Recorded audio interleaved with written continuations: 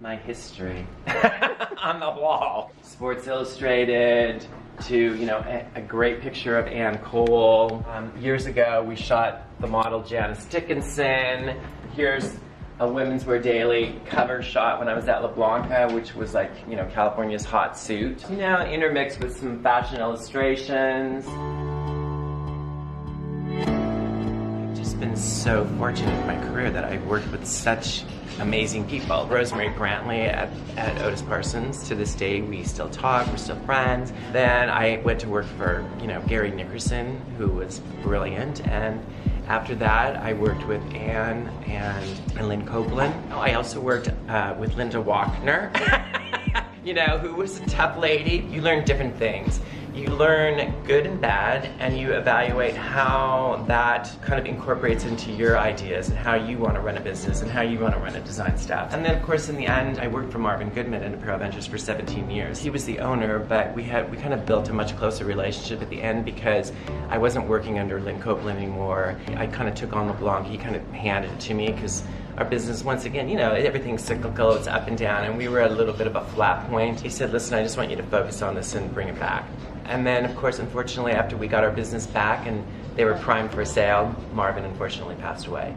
But I mean, you know, like some people say, oh, I have one mentor in my career, but I really have to say I've worked under so many incredible people that have, you know, have had a vision, had ideas, and were willing to take me under their wing and teach me. Even when hooking up with Amerex, I mean, Ira, you know, Ganger, who runs Amerex, was trying to build a swimwear business and started with Red Carter. He had the Jessica Simpson license. So we kind of were a different product category for them. I mean, obviously Red Carter's designer, Jessica Simpson is kind of, you know, kind of young contemporary. So we were more Missy contemporary. He came here, he saw what we were doing, and he really believed in what we were doing, and he stuck behind it. And it's been a great thing because, you know, our business is really thriving right now and growing. And we obviously we're offering something to the customers that other people aren't.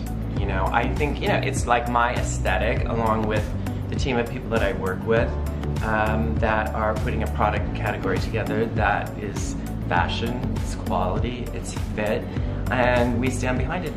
Listen, I always used to say, it's not that we're so smart, but maybe we just work harder. And like taking this on at that point in my life when we kind of started this, it wasn't like, it turned out to be a lot harder than I thought. But it's been worth it. And I think, you know, it's like what drives you. It's like you have to be passionate about this business. Listen, you have to also be willing to change and adapt. It's like fashion is about change. So I think the thing that's interesting is that you have to be able to say, attack a challenge, figure out what's right or wrong, and get to a solution quickly. But at the same time, it's like this business is always changing. There's new color, there's new prints, there's new trends. So it's like you're in constant motion, you know. And you have to make it fun and exciting, and it's like a ton of hard work. It's also, I think, it's my vision and my aesthetic of how I see things.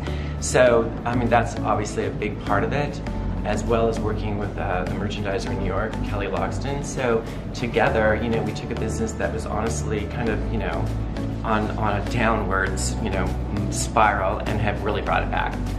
You know, like as a designer, if you don't have a good pattern team, forget it. And I think the key to our thing is that, you know, is fit as well.